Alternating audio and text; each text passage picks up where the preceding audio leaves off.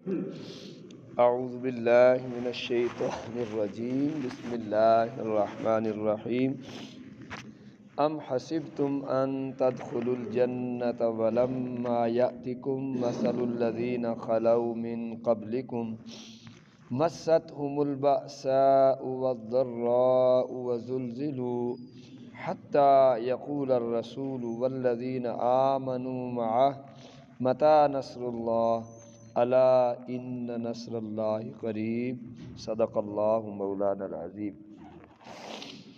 کیا تم نے یہ گمان کر لیا ہے کہ تم جنت میں داخل ہو جاؤ گے، حالانکہ ابھی تک تم پر ایسی آزمائشیں نہیں آئیں جو تم سے پہلے لوگوں پر آئی تھیں۔ ان پر آفتیں اور مصیبتیں پہنچی اور وہ اس قدر جھنجھوڑ دیے گئے کہ اس وقت کے رسول اور اس کے ساتھ ایمان لانے والے پکار اٹھے کہ اللہ کی مدد کب آئے گی؟ سنو، بے شک اللہ کی مدد عنقریب آئے گی۔ اس آیہ مقدسہ کی روشنی میں آج ہم رائے حق میں پیش آنے والے مصائب و آلام ان کے حوالہ سے گفتگو کر رہے ہیں۔ اس سے پہلے اللہ تعالیٰ نے فرمایا تھا کہ اللہ تعالیٰ جسے چاہے صراط مستقیم کی ہدایت دیتا ہے اور صراط مستقیم پر چلنے سے جنت حاصل ہوتی ہے۔ اب اللہ تعالیٰ یہ بیان فرما رہے ہیں کہ جنت کے حصول کے لیے صراط مستقیم پر چلنا آسان نہیں ہے۔ اس راہ میں بہت مشقتیں برداشت کرنی پڑتی ہیں اور بہت مصیبتیں اٹھانی پڑتی ہیں، بہت آزمائشوں سے گزرنا پڑتا ہے اور بہت سی قربانیاں دینی پڑتی ہیں۔ بقول علامہ اقبال علیہ الرحمہ، یہ شہادت کے گہے الفت میں قدم رکھنا ہے، یہ شہادت گہے الفت میں قدم رکھنا ہے، لوگ آسان سمجھتے ہیں مسلمان ہونا۔ چوں میں گویم مسلمانم بلرزم کہ دانم مشکلات لا الہ را۔ مطلب یہ ہے کہ یہود و نصارہ اور مشرکین کی مخالفت، ان کے ساتھ آئے دن کی لڑائیوں، ان کے طعنوں، ان کے مذاق اور ان کی فتنہ سامانیوں سے گھبرانا نہیں۔ ابھی تو تمہارا ایسی آزمائشوں سے سابقہ واسطہ نہیں پڑا جن آزمائشوں سے تم سے پہلے مسلمان گزر چکے۔ امام بخاری علیہ الرحمہ روایت کرتے ہیں، حضرت خباب بن ارت رضی اللہ تعالی عنہ بیان کرتے ہیں کہ مسلمانوں نے نبی پاک صلی اللہ علیہ وسلم کی بارگاہ میں عرض کی، اس وقت کہ جس وقت آپ نبی کریم صلی اللہ علیہ وسلم کعبہ کے سائے میں ایک چادر سے تکیہ لگائے بیٹھے تھے۔ انہوں نے کہا، آپ ہمارے لیے مدد کیوں نہیں طلب کرتے، ہمارے لیے دعا کیوں نہیں کرتے؟ آپ صلی اللہ علیہ وسلم نے فرمایا، تم سے پہلی امتوں میں ایک شخص کے لیے زمین میں گڑھا کھودا جاتا اللہ اور اس کو گڑھے میں کھڑا کیا جاتا، پھر آرے کو اس کے سر پر رکھ کر اس کا سارا جسم چیر دیا جاتا اور یہ چیز اس کو اس کے دین سے نہیں ہٹا سکتی تھی۔ اللہ اکبر۔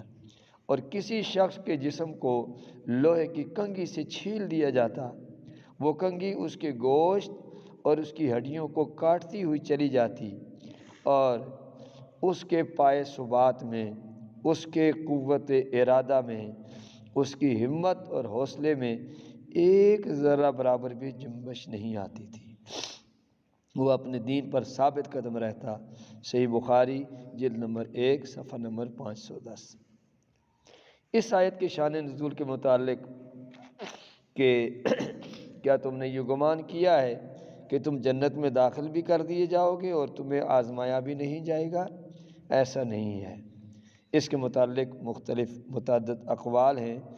بعض نے یہ کہا کہ یہ ہجرت کے ابتدائی ایام میں نازل ہوئی، جب صحابہ کرام علیہم الرضوان سید الرسول نبی صلی اللہ علیہ وسلم اپنا گھر بار چھوڑ کر، اپنی زمین کھیتی باڑی چھوڑ کر مکہ سے مدینہ کی طرف عازم سفر ہوئے، وہاں پہنچنے کے بعد اللہ تعالیٰ نے یہ آیہ مقدسہ نازل فرمائی، اور بعض نے کہا کہ جنگ احد کے موقع پر نازل ہوئی۔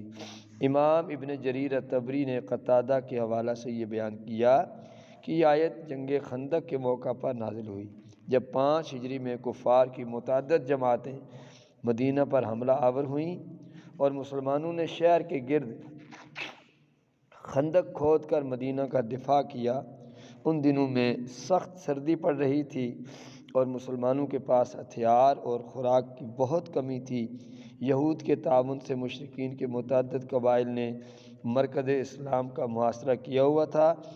اللہ تعالیٰ نے سورہ احزاب میں اس وقت مسلمانوں کی حالت کا اس طرح نقشہ کھینچا، اذ جاؤکم من فوقکم ومن اسفل منکم وَإِذْ زَاغَتِ الْأَبْصَارُ وَبَلَغَتِ الْقُلُوبُ الْحَنَاجِرَ وَتَظُنُّونَ بِاللَّهِ الظُّنُونَا هُنَالِكَ ابْتُلِيَ الْمُؤْمِنُونَ وَزُلْزِلُوا زِلْزَالًا شَدِيدًا۔ جب تمہارے اوپر اور نیچے سے کافر تم پر چڑھ آئے، اور جب آنکھیں پتھرا کر رہ گئیں اور دل منہ کو آنے لگے، اور تم اللہ کے متعلق امید و بیم میں طرح طرح کے گمان کرنے لگے، یہ وہ وقت تھا جب مسلمانوں کی آزمائش کی گئی اور نہایت سختی سے جھنجھوڑ دیے گئے۔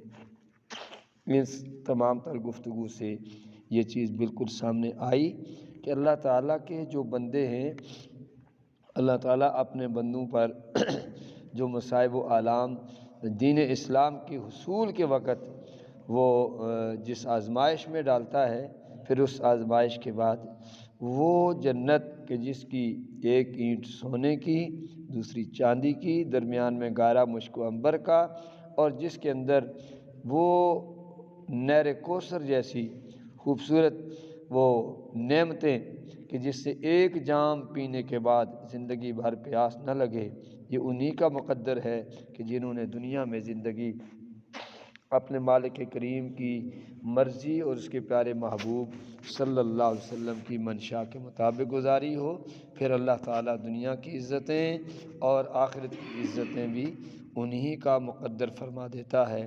اللہ تعالیٰ حسن عمل، حسن نیت اور اس پیغام محبت کو خود عمل کرنے اور دوسروں تک پہنچانے کی توفیق عطا فرمائے۔